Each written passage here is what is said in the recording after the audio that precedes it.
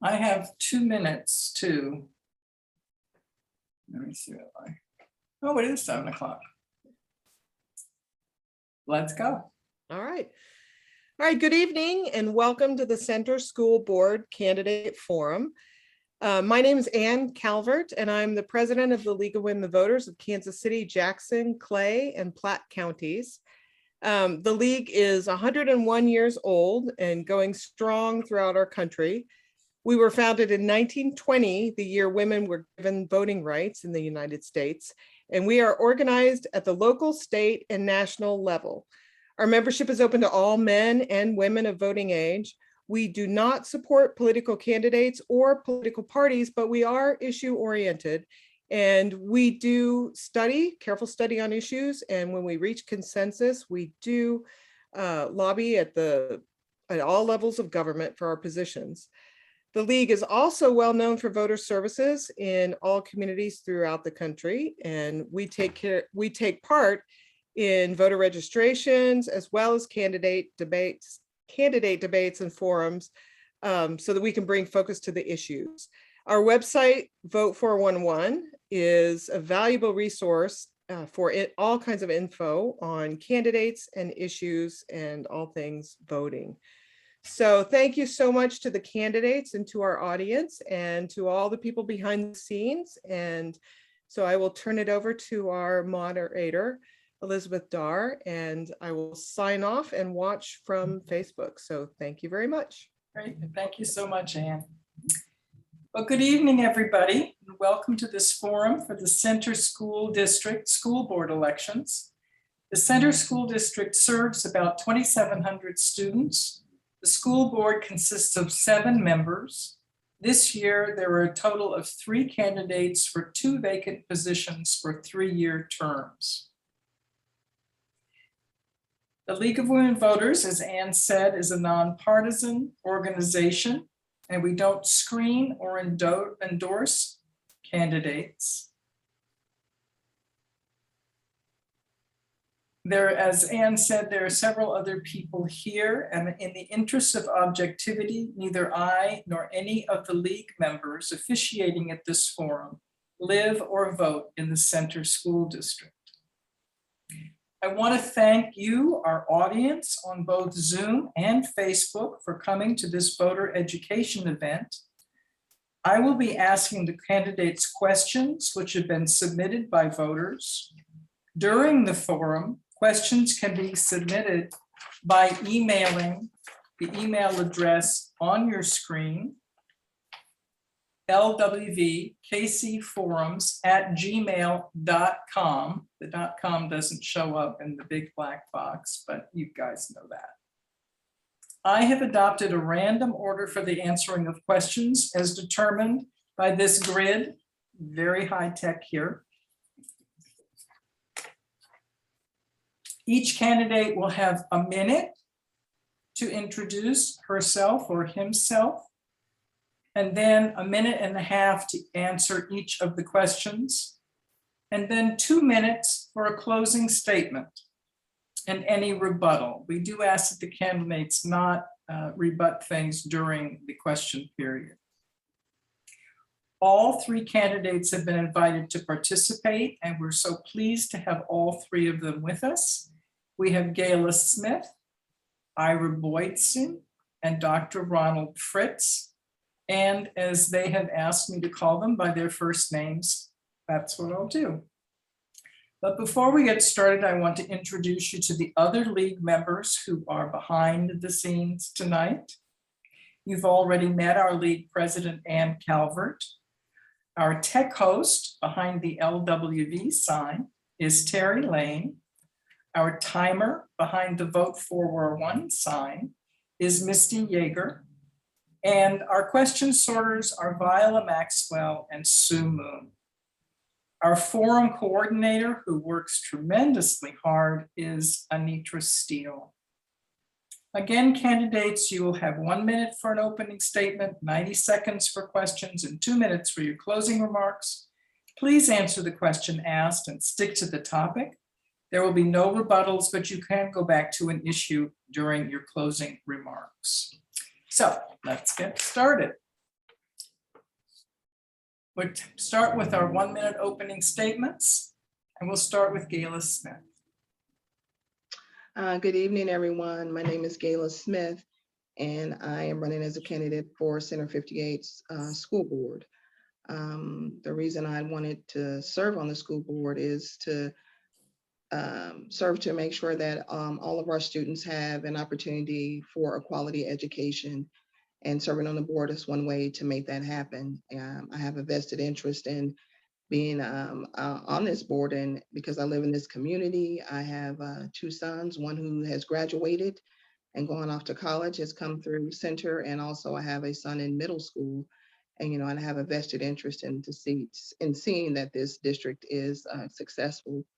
I want our district to thrive and survive and become not a district that is just accredited, but back to the standing that it once had, which was accredited with distinction.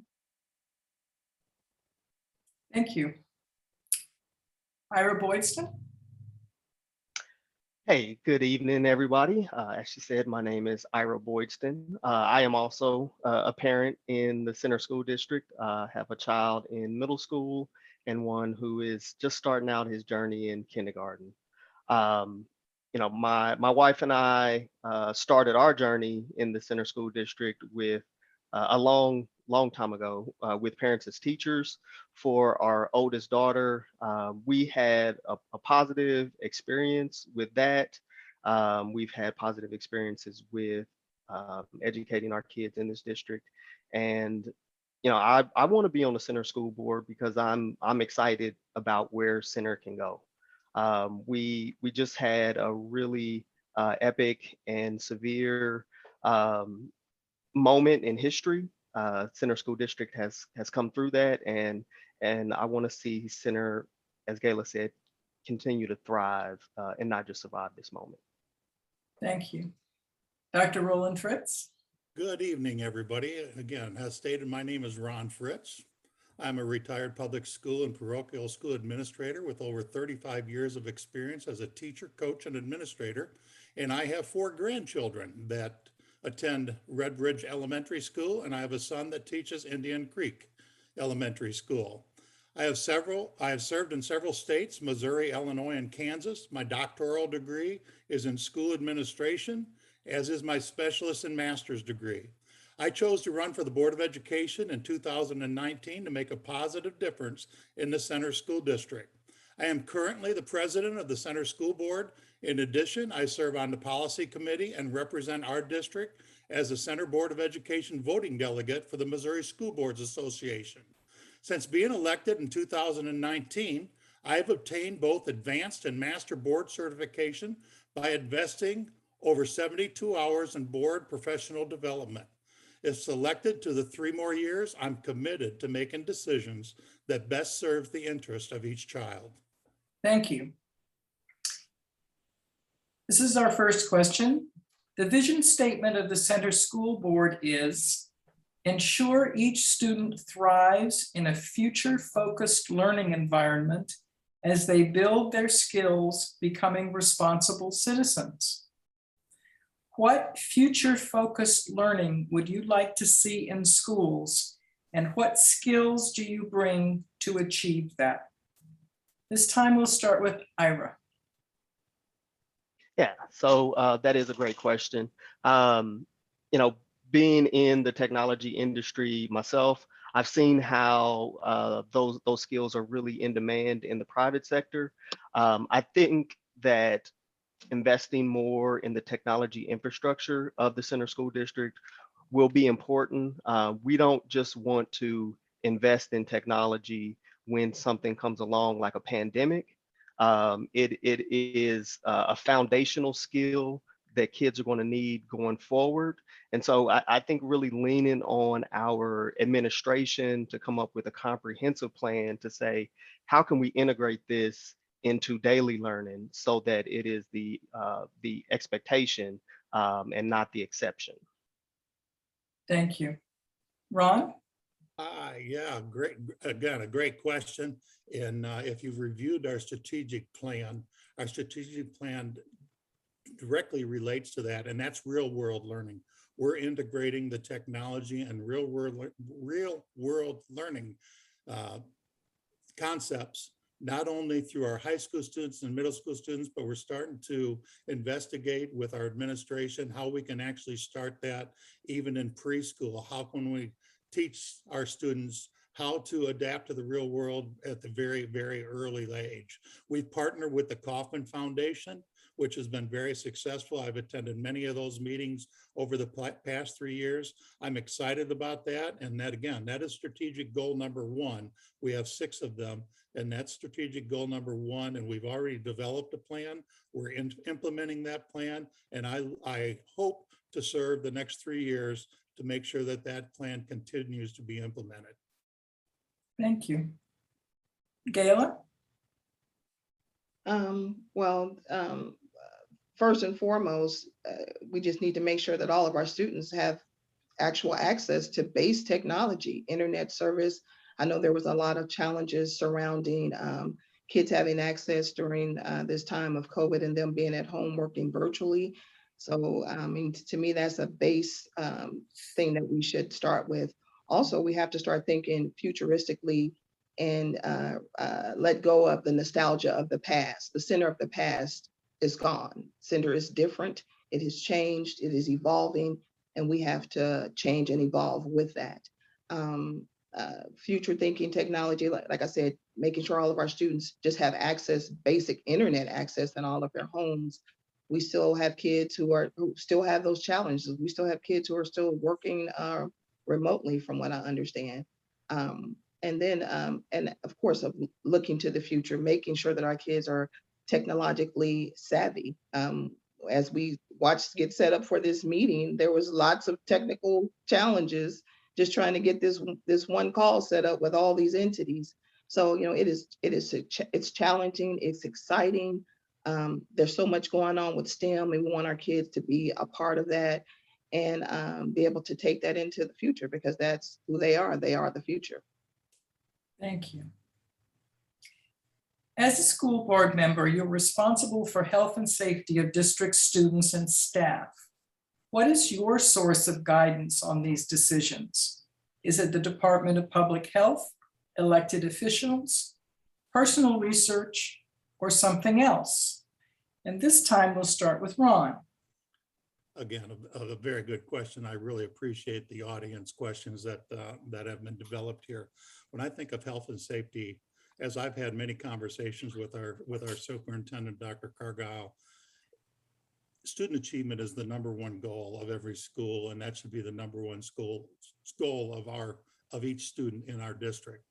Second, but a very close second, even a 1.5 or almost even with it, is the safety of our children. During the COVID experience, which I pray that we are exiting that, we counted very, very heavily on our school administration, what surrounding districts did, but we also counted very, very heavily on our Jackson County Health Department. They instituted or recommended many, many things that we've adopted, and our superintendent put together a task force, which included board members, community, students, teachers, parents, administration. It was just an excellent job. So all of that pulled together. And again, when you count on all of your resources that are located within the district, I think that's the best way of achieving the health and safety of each and every child. Thank you. Gayla? Well, as far as the health and safety, of course, I would follow the direction of those who are experts, following the mitigation guidelines that they've presented before us.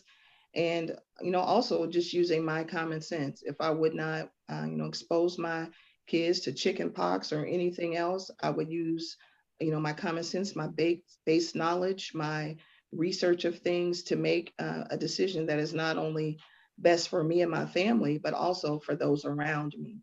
So, I applaud our district for staying the course, following taking the direction and following the guidelines and mitigations of those healthcare experts in the field, and also staying the course as we begin to see districts around us relax those standards. I think Kansas City, Missouri Public just went to a mass situation of it's optional. It's what you feel comfortable with.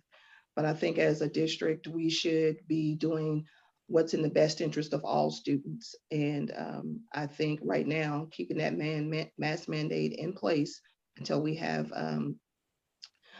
different mitigation directions that say it's okay to do that, I think we should stay the course. Thank you. Ira? Yeah, on a personal note, when I think of safety, I think about my neighbors behind me who have a daughter with some developmental challenges, and the thought of me doing anything to expose her to more danger, knowing that she's immunocompromised, that weighs really heavily on me. As a board member, though, I think that you can't put all your eggs in one basket, right? So, of course, I can't just say I'm going to do the research and I know best, or this particular person knows best. We do things like Dr. Fritz kind of prescribed there, and work with the administration. We made a great hire at superintendent, so why not lean on that expertise and have her form that task force, gather all of the facts, and we do a comprehensive evaluation to make sure that we are doing the most good that we can do. Thank you. What did your district do to support staff and students during the COVID-19 pandemic in the 2020-2021 school year? What changes or modifications would you have made to the district's response to the pandemic? And we'll start this time with Gayla. Well, let's see. Well, I think the district I used the facts to, I'm sorry, I lost track of the question. I apologize. I'd like to repeat it for you. Please. What did our district do to support staff and students during the COVID-19 pandemic? What changes or modifications would you have made to the district's response? Well, they followed, like I said, the direction of healthcare professionals, and took the leadership of our superintendent to do what was in the best interest of our students, and doing what they can to protect all of our students and our staff. They provided tons of sources from masks to Clorox wipes, hand sanitizer, mental health resources. I think everything that they possibly could under the circumstances to meet the needs of our district and our students where they were. Changes that I would make, I can't say that I would make any changes that I could think of immediately. I think we took the steps to do the best that we could to protect our students, given the circumstances and the situation that we were in. Thank you. Ron? Well, again, I was literally a part of that transition into that, and I can tell you right now, and Gayla alluded this to in an earlier question about technology. One of the things that we did do is we certainly adjusted our budget, and we created hotspots to any student that did not have the technology or the internet connection in their home when we went to all virtual learning. So the hotspots, the district invested very heavily into that. We also used the COVID funds that were allotted by the federal and the state government to support the needs of staff and students. We did additional hiring of staff members during the COVID era, which I'm praying that we're on the downhill slide of that. We actually changed some policies to accommodate the staff when their child got sick, if they may have gotten sick, or they have gotten sick, or they had a loved one, a parent or a grandparent, that we changed policies to address that. We counted on our administrators to see what other schools are doing, not only in surrounding districts, but districts across the state and even across the nation, what was happening. I can remember specifically our superintendent at very early age referred to the New York City So, I mean, we didn't just stay locally, we did a lot of adjusting, a lot of adaptations. And I think one of the most positive things that we did, even though it wasn't very popular, we continued to learning for virtual, but providing those hotspots and anybody that didn't do that. And I have to compliment also our operations manager did an outstanding job of keeping things clean when the students did return, as far as plexiglass and what was being recommended by the CDC. So again, I'm going to stop you there. We I'm really sorry, I would love don't to see the take the clock, time. so I apologize. I was Okay. hoping to see that. Thank you very much. Ira? Absolutely. Ira? Oh dear, Ira has, oh, no, there he is. Hello. You froze just for a second, Ira. I did, yes. But so first of all, I will say, I will give kudos to our board and to our administration for their response to COVID. They were in a tough spot, and they really did a lot of things to keep us safe. If there was anything that I could change there, looking at it, I would look before COVID. Right. So before COVID, we had ice storms, we had things like that. And to me, those things were an opportunity to integrate technology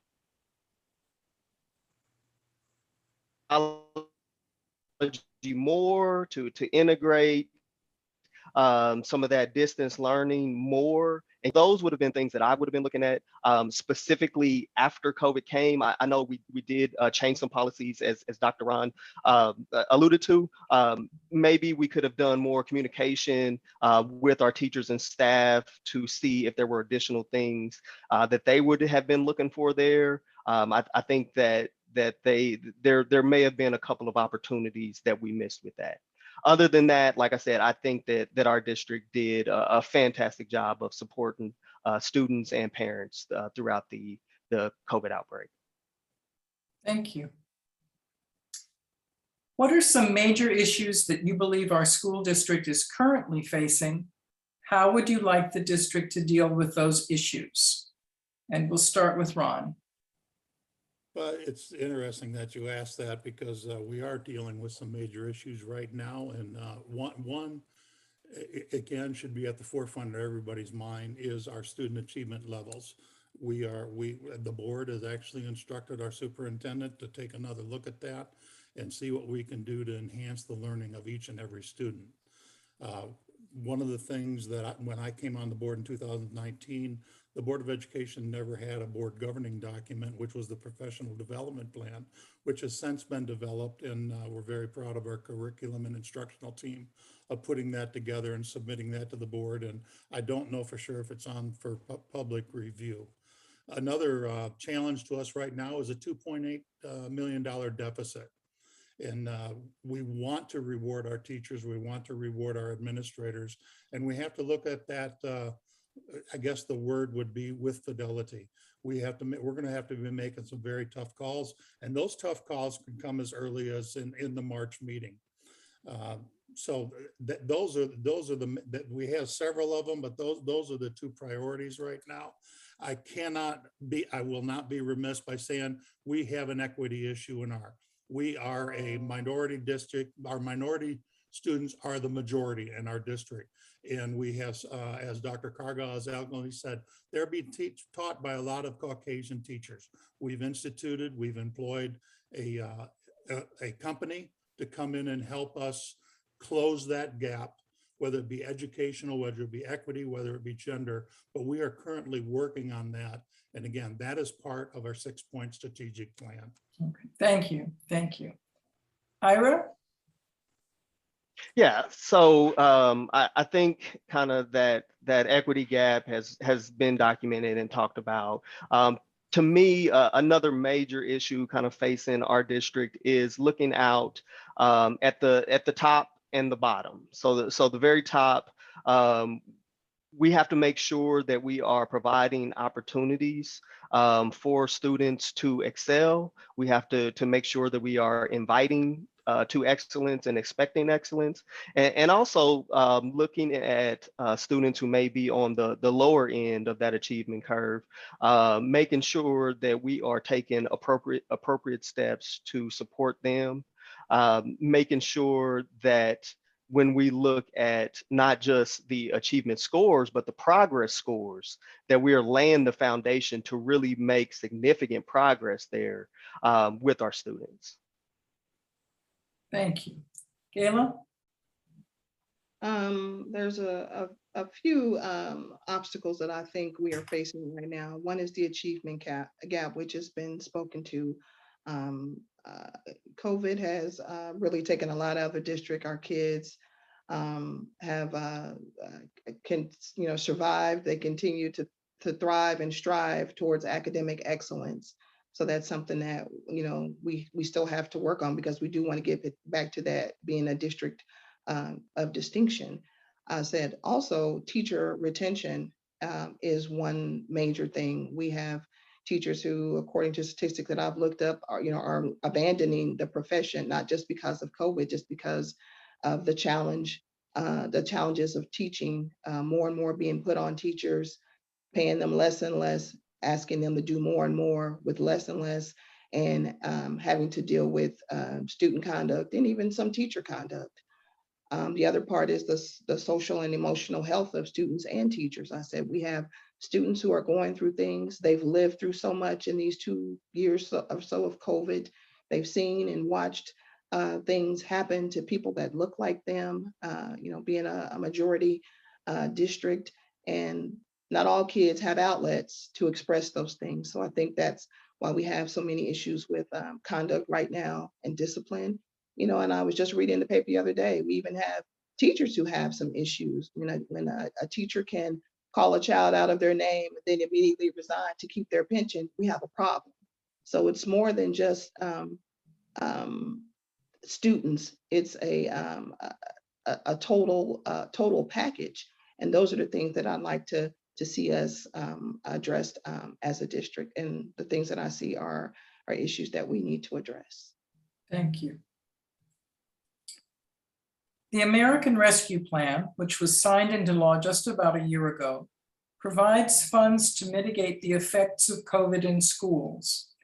The Center School District has been allocated more than $5 million. How would you suggest these funds be best used? We'll start this time again with Ron. Well, again, the rescue plan is a very, very important step to what we're doing. We've already established several hires. Gayla said it very eloquently, the social and emotional learning. We've actually employed social workers to help meet the needs of those students. And one thing that I know with my experience in education is that the social workers don't stop with the students. They're actually good sounding boards for staff also. And we have district policies, our insurance policy. We also address that through not necessarily the rescue plan. That's a policy that we have. So anything that we can do to support materials, supplies, to keep our students and staff safe and their families and our community safe is what those funds have been dedicated to. Thank you. Gayla? Well, I think we need to look at comprehensively what's going on with us as a district, to make sure that we use and allocate those funds, appropriately. Like I said, the achievement gap, getting our kids, back on target with reading and math and those core courses.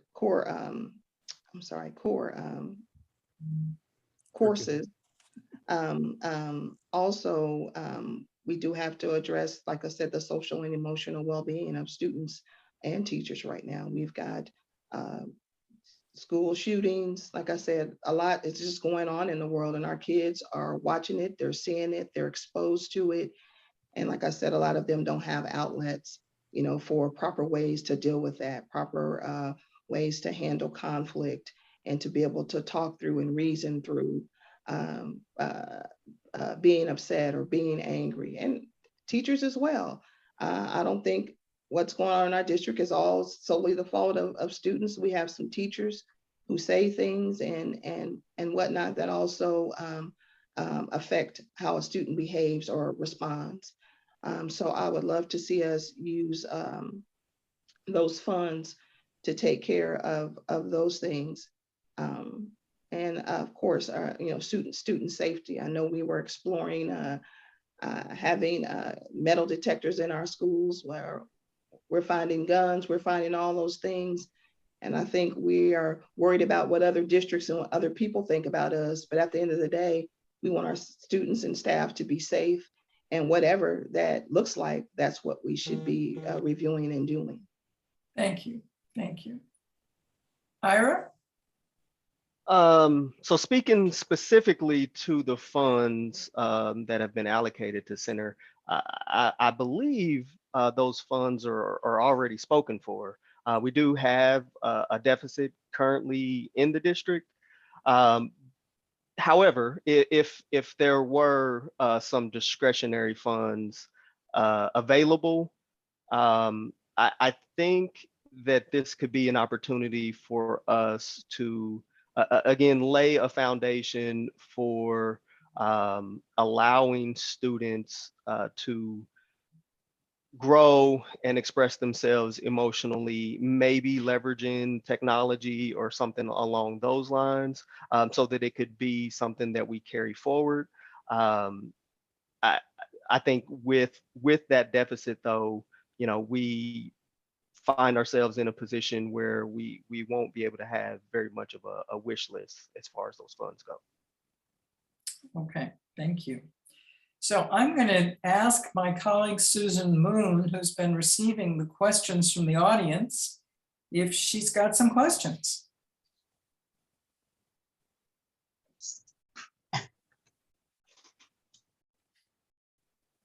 Oops, Susan, you're muted again.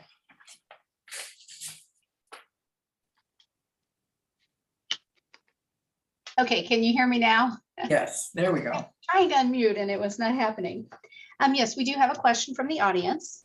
And the question is, how would you suggest to the administration to balance the projected budget?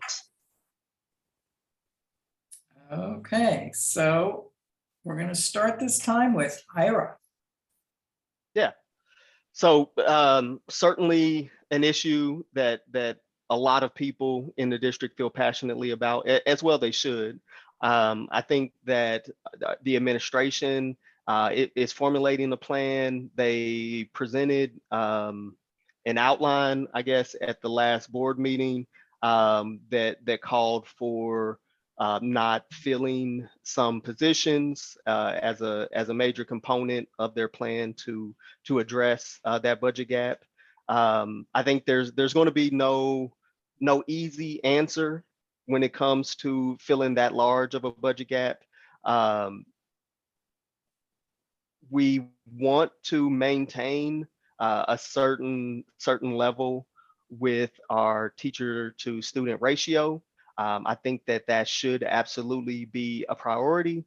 But when you have a hole this big, we gotta lean on again the administrative hires that we've made. Those folks are experts, and look to them to help us kind of address this. If there were a way to make that kind of the last resort for filling this budget gap, and we could look at other things, I would certainly like to explore that. Thank you. Ron?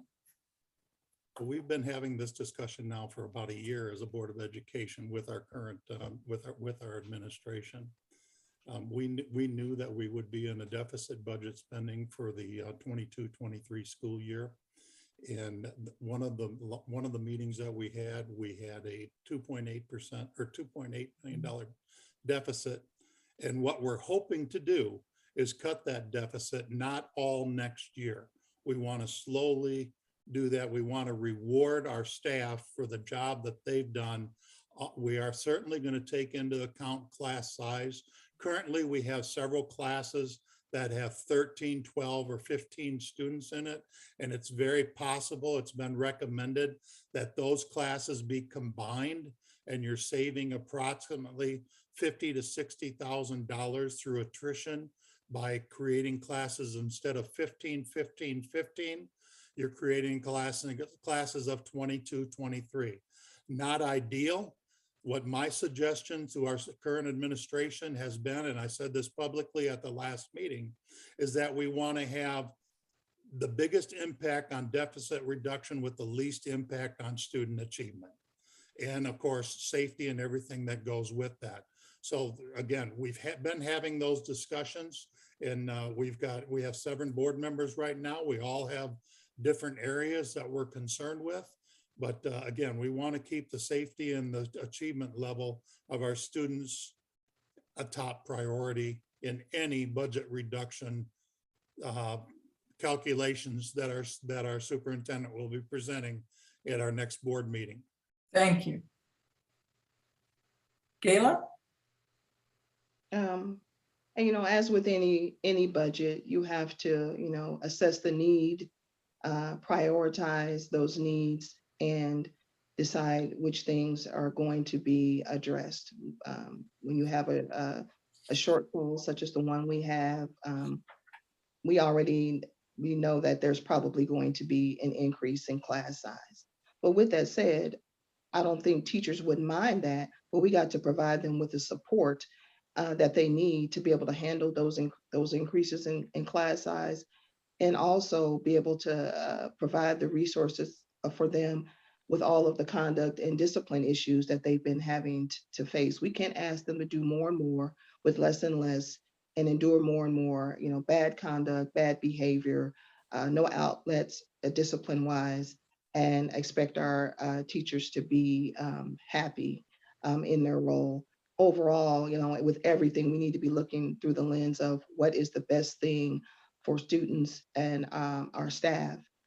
With the leadership of our superintendent, I think it can happen. I worked in district many years ago. These situations, these crises are nothing new. There's an ebb and flow to it all. But we just have to be strategic in how we approach this. I don't think teachers have any problem teaching. That's what they're there to do. But we have to provide them the support to be able to do that. Thank you. Susan, do you have another question there?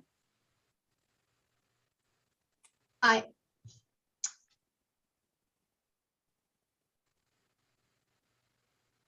going to take that as a no, just because you muted again. So in other districts, some board members have become disruptive during board meetings. If something like this were to happen when you were serving on the board, how would you handle the situation?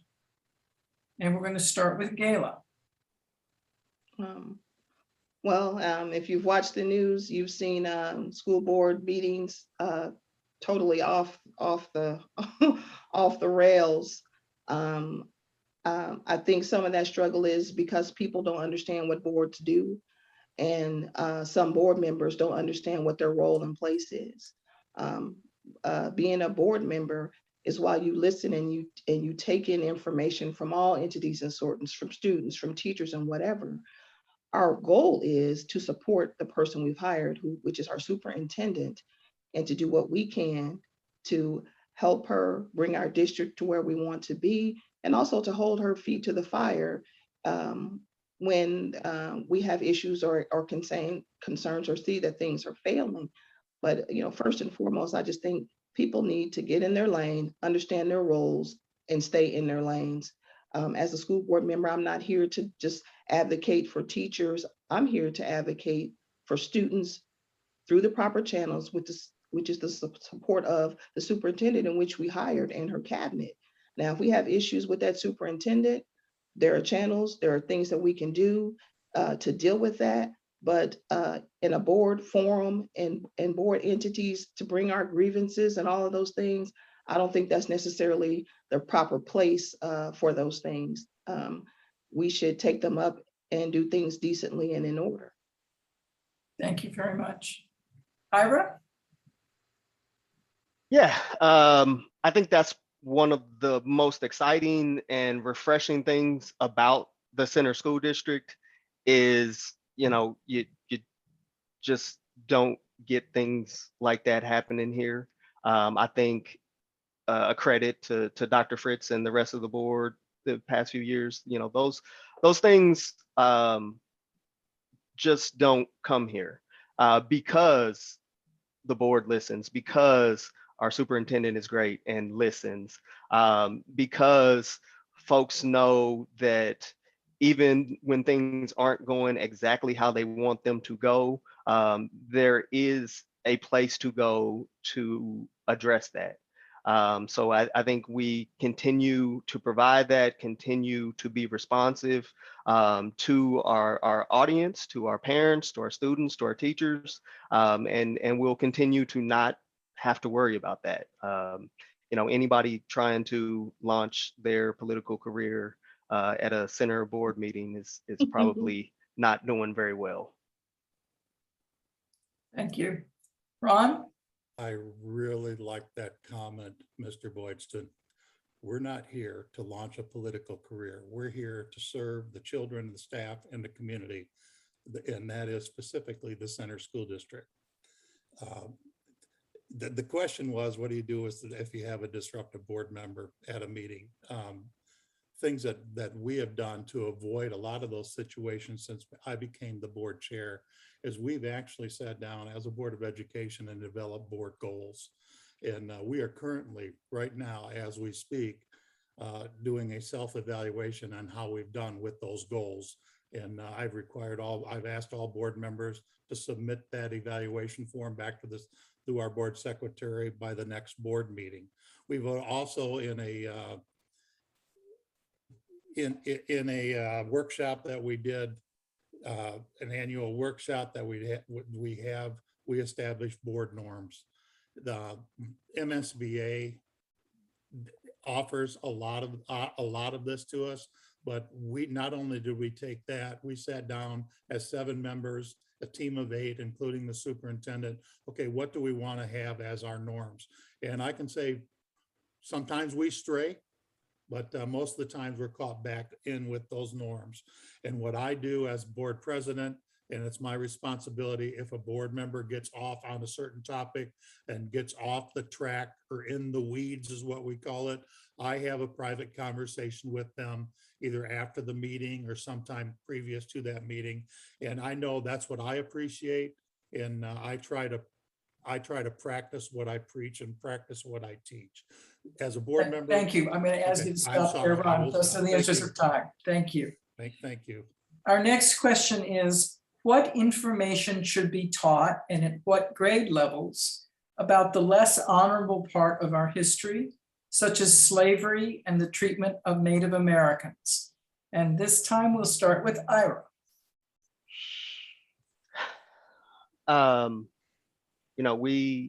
We live, I live in the Red Bridge area.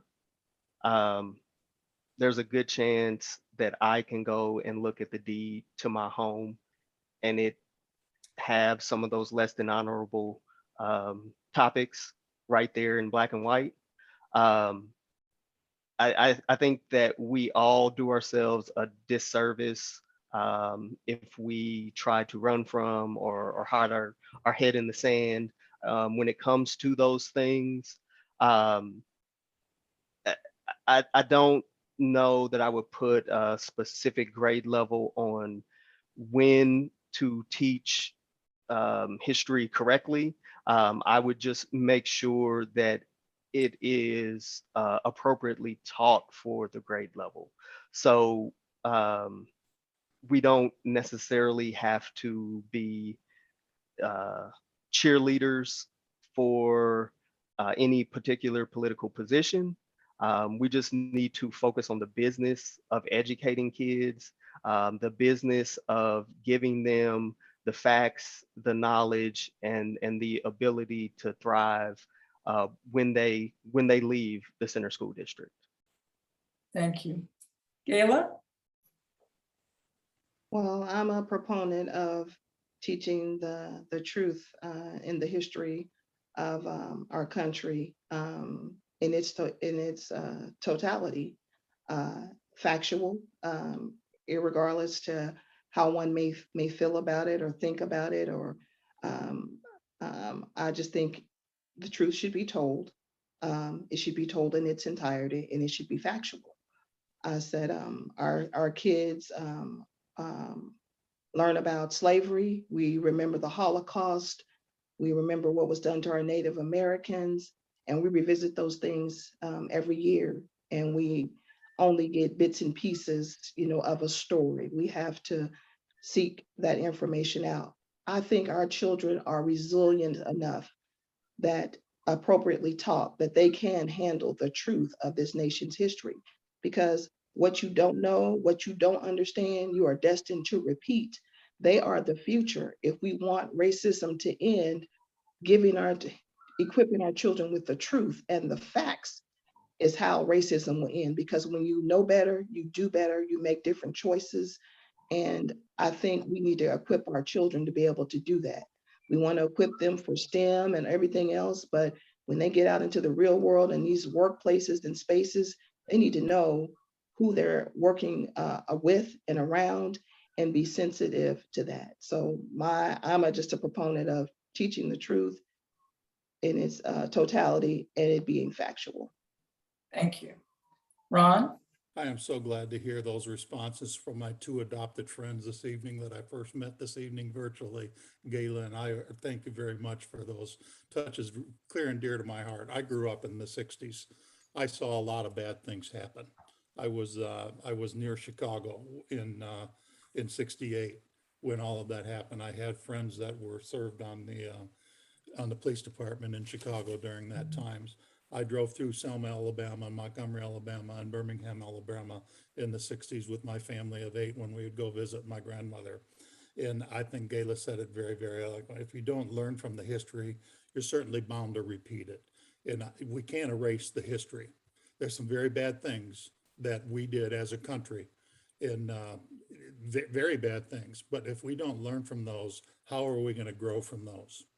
So, I trust our administrators, I trust our teachers to develop the proper curriculum in history.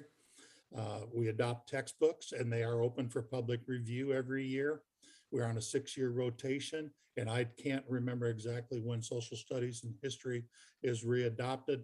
But again, if people are concerned about that, I would say come and take a look at that curricular data. Talk to your students.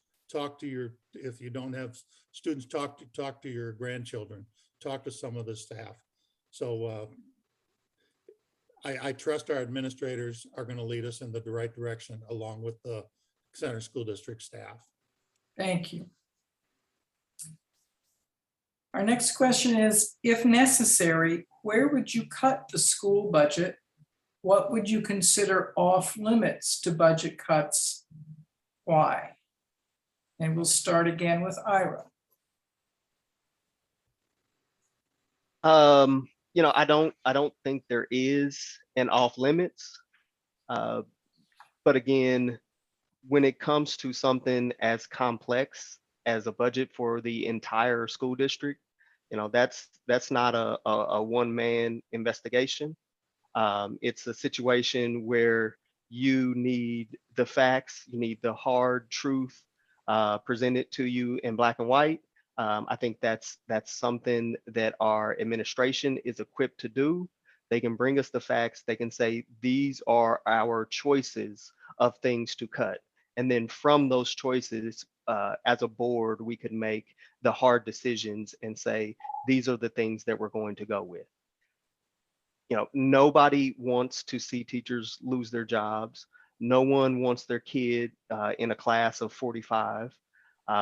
So there's going to be some give and some take. There's going to be some things on the faculty side. There's going to be some things on the program side.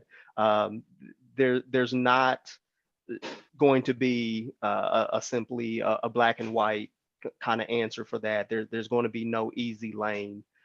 It is tough on a school district. It is tough on an administration and a board to have to make those cuts, but those are the things that are going to have to be done. Thank you. Ron? Well, come to the next board meeting. You're gonna hear a presentation from our current administrators. And we as a Board of Education have laid a path for our superintendent. As I said, we're projected to have a $2.8 million budget deficit next year. We've given instruction, what can we do to cut that budget down to a $1.8 million deficit? Again, I'm going to reiterate what I said earlier. It's make the maximum cuts that have the least impact on the students. And there's a lot of different avenues. There's a lot of different trails that you can take to do that. You can look at curriculum, you can look at services, you can look at buildings, you can look at the length of the school day, you can look at the number of days in school, you can look at class size. I mean, there's just a lot of issues, and I trust our administration that they're looking at all of the issues that have been brought forward to the current Board of Education and thought about themselves, that they're going to come with a good proposal next board meeting. Thank you. Gayla? This was one of the hardest questions. I said, how do you make cuts when there's so much need?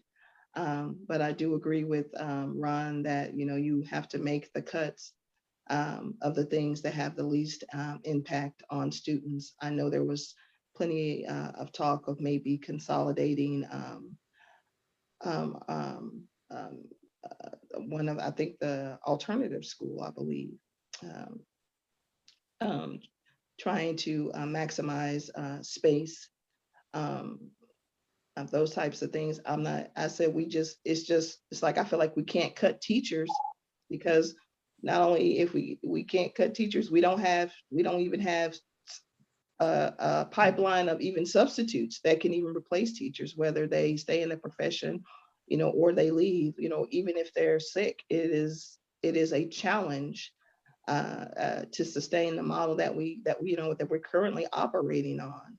And it's not a challenge unique to us. All districts are having this challenge across the country.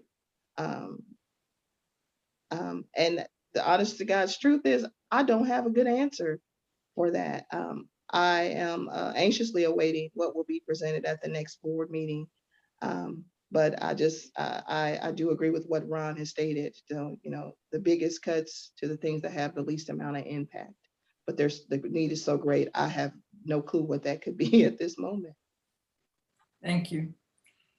Well, let's go back to our question sorter and see if we have any questions that have been sent in by our audience. Susan, do you have a question for us? Yes. Currently, there are over 150 educational bills filed in the Missouri legislature. Do you follow any of them? And if so, which ones? Okay, and go back to Ron. This is an area that continues to change. We do have a lobbyist in Jefferson City that represents the Missouri School Boards Association. I do follow a lot of them. Specifically, I can't tell you which ones right now, but just going back a little bit to an earlier question, I was very pleased that the governor signed the COVID relief bill and awarded our district over $5 million. That was in limbo for a while. If we didn't use it, we lose it. But I would actually have to look back to the legislative agenda. What I'm concerned about is what we are doing in Center School District. We have a Missouri School Boards Association, which we join. Anything that changed in the legislative session, they develop policies based on that, and it's gone through a policy committee to us, and then it's recommended to the school board. So a lot of the legislative issues, a lot of them right now are dealing with charter schools, and very concerned about that, and also voucher programs. So I'm keeping an eye. I've made personal contact with our senator and where I live with Greg Razor and also with Mark Sharp, and expressed opinions that I had with him concerning issues that would impact Center School District. Thank you. Gayla? I must say that I do not follow a lot of these things other than the things we pretty much hear in the news about just funding for schools, the changes in the district overall, the changes in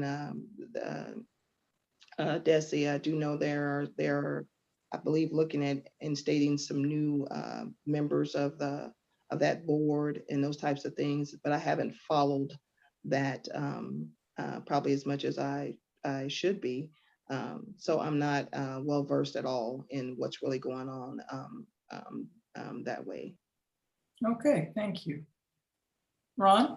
I'm sorry, Ira. Ron, you could go again, but I think I'll take this one. My We get mistake, confused my here, Ira. mistake. Right. And I want to give this answer without allowing my passion to overtake me. I do follow the bills for the simple fact that it appears to me as a parent and as someone who lives in a urban district that Jefferson City has a real zeal for tilting funding away from these districts. Specifically, if we look at transportation funding, they make sure that the formula to allocate that funding is slightly tilted so that we are shortchanged just a bit. I do follow that. I have contacted people about that. I think it's something that needs to be changed. I think we need some real cheerleaders and advocates on our side. When I look at charter schools, I will say very clearly that I am not against charter schools. I think that they can be great. I think that they can be a great option, but I am vehemently against the way that Missouri has allocated them and continues to look at expanding them. It is specifically focused on Kansas City and St. Louis, as if those are the only districts in the state that are struggling, when there are, I believe, up to 10 other districts that are struggling, and you're not allowed to open a charter school in those districts. I think the charter school has been presented as choice, when that choice has been weaponized and directed at Kansas City, and I don't want to see it directed at the Center School District. Okay, thank you very much. Continuing on in the legislative vein. Okay, this is a long question, I warn you. House Bill 1814, the Public School Open Enrollment Act, now in the Missouri Senate, concerns parents who would like to enroll their children in districts in which they do not live. It would allow anyone who has owned property outside of their resident school district for more than 3 years, on which they have paid a total of $3,000 or more in school taxes, to enroll 4 of their children in the non-resident school district. If passed, this bill would take effect beginning in July 2023, so next year. If this bill becomes law, how would it affect the Center School District? And poor Gayla is going to have to start with this one. Well, if I understand the question, it could go many ways. Center would get that extra funding. We could potentially get great students, which help us get to that closing that achievement gap and getting back to that district with accredited with distinction. Or depending on the makeup of those students that come, it could take us to a different place, bring that gap in education down. It could potentially change the trajectory of our district and what we're trying to strive for, and that academic excellence that we continue to strive for and to target. So like based on what you've presented, that's what I could see happening. Thank you. Ira? So I'll go to the language that you described. They say that persons who own property outside of their district, inherently that leaves behind a good significant portion of any school population, right? Who owns property outside of their home? For most people, their home is their biggest investment. Some people are fortunate enough to be able to own property in other districts, but not the majority of people. I think that this smacks of the cronyism that has come out of Jefferson City. It, and I'm sure they designed it to go a particular way. I think it's going to have all sorts of unintended consequences for everybody, and they did not fully consider that with this half-baked legislation. It could be beneficial. I don't see how. So, you know, I just hope that this doesn't make it to the governor's desk. This seems like Tilton Ed windmills. Thank you. Ron? It's a very interesting concept. I can tell you right now, the delegate assembly is lobbying against that particular bill. And again, our lobbyists that represent us and at MSBA is lobbying against it. It's very unlikely, but it is possible, but it's very unlikely that that bill will pass. We do have policies accepting students. I mean, I want to be the district that's on the receiving end. I want to create the district as a board member that's on the if by a remote chance that bill passes, I want to be the district that's on the receiving end of those students, but they have to own property in our district. And that's very, very unlikely. But my goal is to create a school that people want, outside students that want to come to us.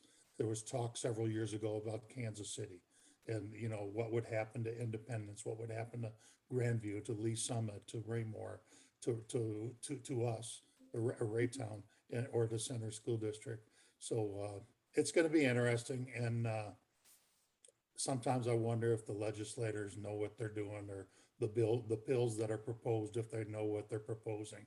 But they may wonder what I'm doing serving in this highly paid board position job too. Thank you very much. The legislature is considering a bill to change school board elections from April to November. What is your opinion on this proposed change? We'll start with Ira. So again, I think this is an area where Center is a little bit insulated. Center has civil discussions around things like school board. I think the purpose, it appears to me that the purpose of this bill is to make it much more partisan, to make it again, the launch of somebody's political career instead of something that's focused on educating kids and putting them in the best position to succeed. Interestingly, I did see an article that highlighted a study on NPR where they talked about how sometimes those partisan elections produce board members who are actually high performing. And I hope that would be the case. I think in general, for Center, that the April election works. I think it allows people to focus on the business of the school board instead of all of the other issues. So, you know, I think what we have now works. I would be in favor of not going to the more partisan November election. Thank you. Ron? Normally, I don't tell people how I vote in any election, but I can tell you as a representative of the Center School Board, the delegate, I voted against that as far as moving it from April to November. And Ira hit it right on the nose. It's not, the board election is not a partisan issue. We are here to serve students. And that's the position that Missouri School Boards Association and the Delegate Assembly unanimously approved to our lobbyists to lobby against moving board elections to November. Thank you. Gayla? Well, I agree with Ron and Ira. I just think I support keeping it in April. I think when you push it into these partisan times of the year, it becomes diluted. It becomes launched in murky water, and it gets lost. The focus gets lost.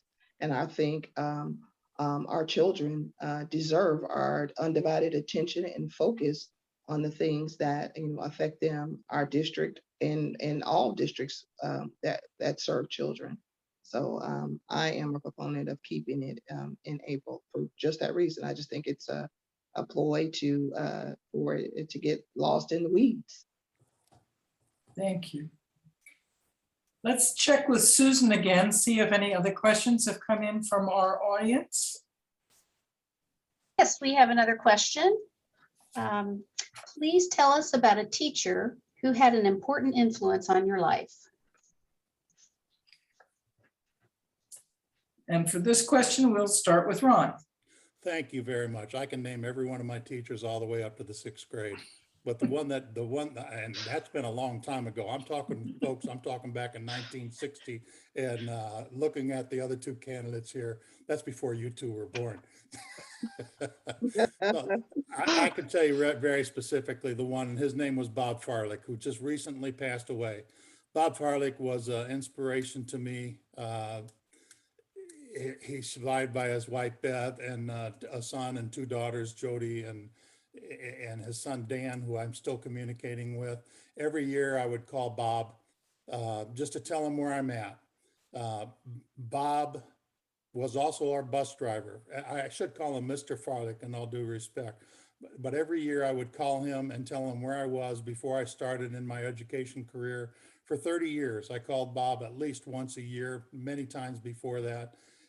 The reason he was inspiration, I'll never forget the day when I was in a 7th grade social studies class when he had his first son. He was the unnamed Farlick in a hospital in Rockford, Illinois.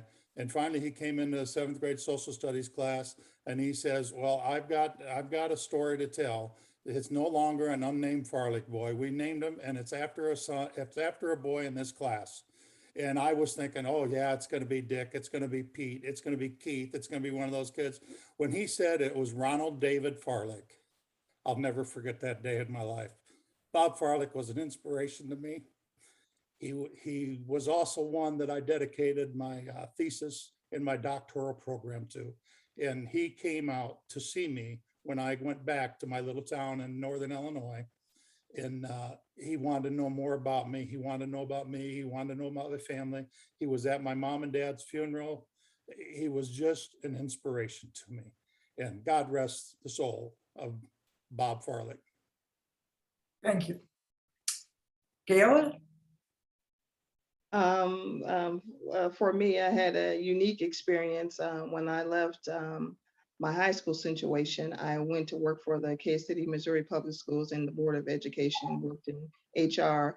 And after leaving HR, I went into the school as a paraprofessional, and I had the unique opportunity to be able to work with the educators who educated me in elementary school.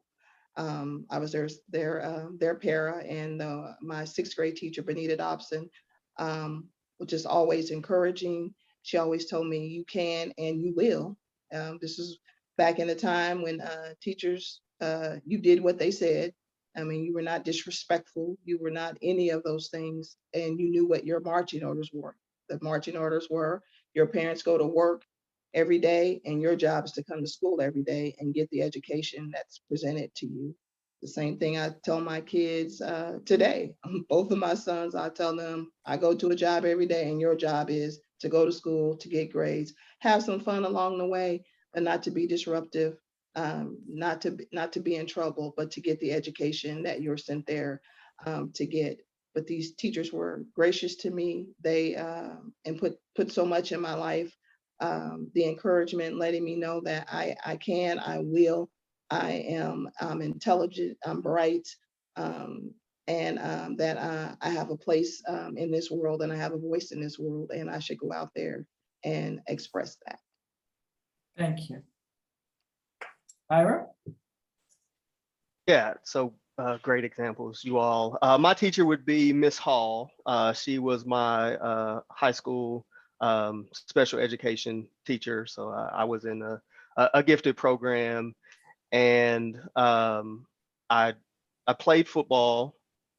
And when you played football, you know, it really kind of commanded your undivided attention. But I knew that I wanted to do other things. And one thing Ms. Hall was great about was providing opportunities. She provided opportunities in her class. I got to take a special English class with her. And one of the great things that she did in that English class was she allowed people to bring works that express themselves. And that was the first time I got to use colorful language in class without getting in trouble. So that really opened my eyes that education could be something different. And then when I was kind of down, thinking about how I was going to improve myself for the summer, I didn't want to just lift weights. She knew I was interested in finance. She provided me the opportunity to be an intern at an investment firm. And help me plan my day so that I could be a full-time intern, I could practice football, and I could hold down a full-time job all in the same summer. So she was really a big inspiration in my life. Thank you. What school district program are you proudest of? We'll start with Gayla. School district program that I am proudest of. Well, I mean, the thing that excites me right now is the equity curriculum and whatnot that was just passed. I am so excited to see that. As like I said, when we moved into the district about 14 years ago, the district was probably the reverse of what it is now. It was probably predominantly white, and African-American students were the minority, and now it's at this juncture, it's totally different. And, you know, I'm excited to see what we can do to engage more diverse students, diverse instructors, and maybe even engage more diversity even in our community. So that's something that is really exciting to me, and I am anxiously awaiting for it to be launched and to see what the outcomes are from that. Thank you. Ron? A single one. I only have, I believe, a minute and a half or a minute to answer this question. I'm a proud grandfather, and I'm a proud parent of a son that teaches in this district. And I serve with pride on the school board. I want to bring a level of professionalism to the Board of Education. And, you know, that's the area of my focus right now. I want to see all of our co-curricular and curricular areas succeed. I want to see our maintenance staff receive national awards. I mean, I'm a proponent of all of our programs. It's an unfair question. I can't specifically name one. I look at the opportunities that we're providing in the Center School District, starting with real world learning. And Gayla, you touched on one that's near and dear to your heart, and I'm very glad to say that we've adopted that and that we're building on that, and we're going to be educating. We're going to be developing staff and understanding different cultures. You know, I'm just a proud parent, a proud board member, a proud community member, one that's able to listen and supporting everything there is about the Center School District. Thank you. Ira? Yep. So Ron, I appreciate your professionalism. For me, it would be about excitement. And one of the most exciting and rewarding programs that I've been associated with Center has been the Watchdogs program. So it was something that we did at Redbridge, something that specifically focused on bringing fathers into the school to help and to augment teacher efforts there, and the talk that they're looking to reinstitute that at the middle school just has me very excited. I can't wait for that program to come back. I think it's great. I think it brings out the best in our district when that program is in place. And actually at Redbridge, Dr. Fritz's son used to manage that program. And then another program that's pretty exciting to me is a steering committee that they have at the middle school where they bring in a team of their educators and allow parents to kind of weigh in.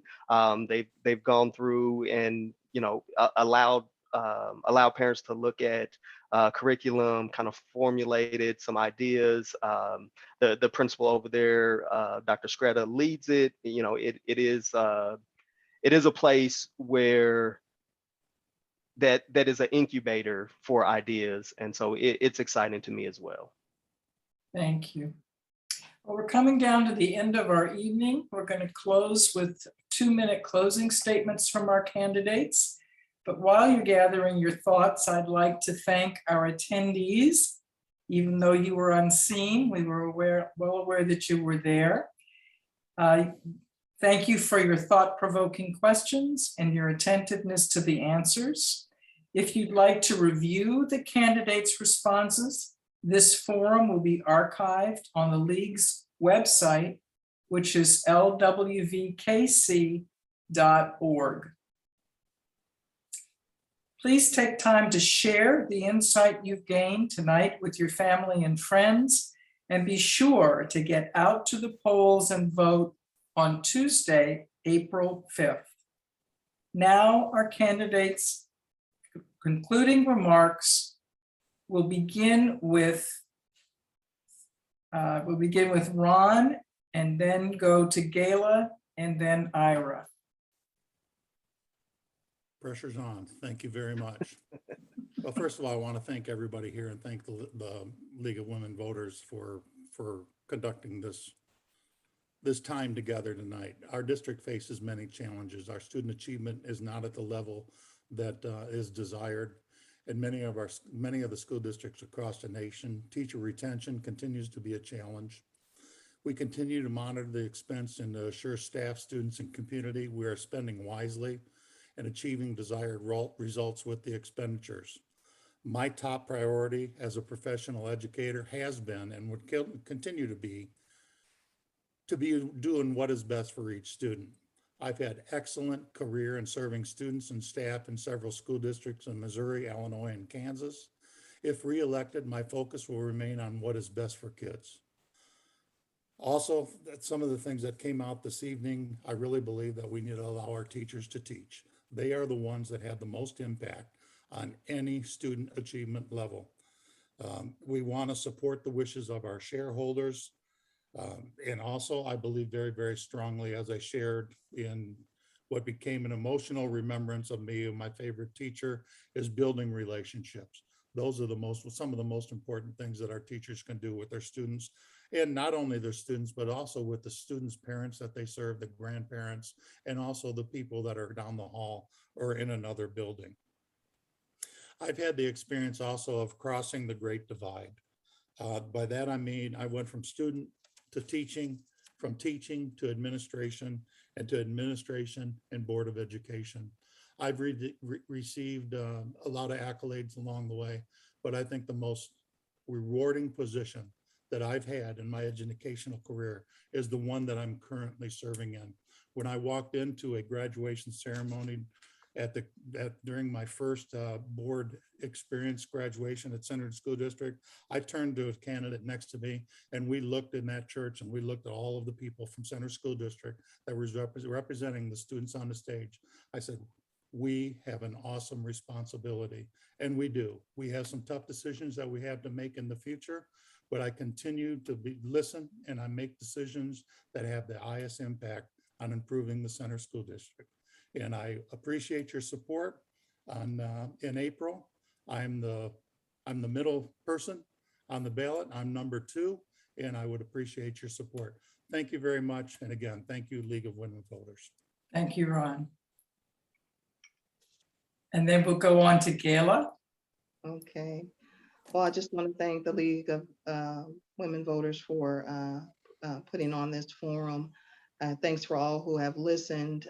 Thanks to the candidates who are running. I know our hearts are all in the same place. We are just wanting to serve in whatever capacity we can to be able to make sure our kids have the best and a quality education that's equivalent, bar none, to any other, private or other educational situation.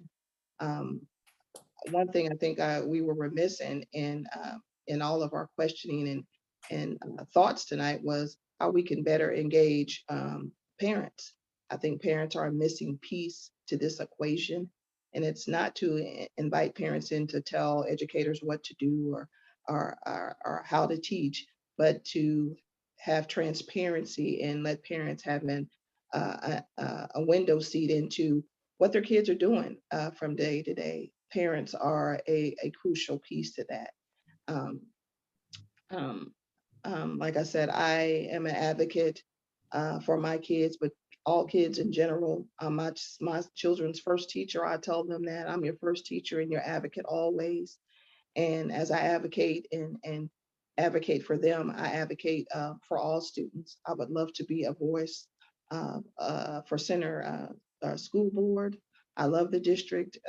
Regardless to the outcome of this election, I will continue to support Ron, the board, Ira, if it becomes you, I will support in whatever way that I can because I love the district. I love our students. I support our superintendent and the cabinet of folks that work with her. I want to see Center succeed, excel, and arrive at that accreditation with distinction honor again. Thank you. Ira? Yeah, thank you to the league. We appreciate you all putting this event on for us. Thank you to the candidates that showed up. Obviously, this is a passion project, not one that's been done for the paycheck. So I think that our current administration is in a really tough spot. I think our current board has done some good things, but I think there are some opportunities for more success out there. The fact of the matter is right now we have some very smart folks on our board, but that hasn't prevented us from being in a position where we have lower student achievement and a budget deficit. I think in order to get through that, we're going to have to look to innovate. For us to try to compete doing the same old thing against the same old people is probably not going to work. We're the little guy in the room, next to the big guy. So people really don't like us because they don't like the big guy. And so to get to that place of excellence, we're going to have to innovate, and we're going to have fresh approaches. When I look at the board and we see things like, frustration with, the way invoices are reconciled and passed through, those are processes that are kind of low hanging fruit that we can go after, we can fix really quickly, because looking at the budget deficit is going to be really hard work. It's not going to be anything glamorous. We're going to have to roll up our sleeves and just kind of dive in to get that done. And I'm looking forward to being on the boat, kind of helping roll that along. I am the first name on the ballot. Look for the number 4. Thank you. Thank you very much. Thank you all three for really an excellent forum. I certainly learned a good bit, and I appreciated your responses. Terry, can we go back to the non-spotlighted version of this? I think we are my non-spotlighted, yes. Would you like a gallery view? Lovely, yes. Okay. And so our candidates, I want you to imagine our 32 participants out here in the audience who are applauding wildly, and all of whom promised to go to the polls on April 5th and vote. And thank you so much for your willingness to be here. I wish you all a very lovely evening, and thank you very much for coming. Good night. Thank you. Good night. Good night.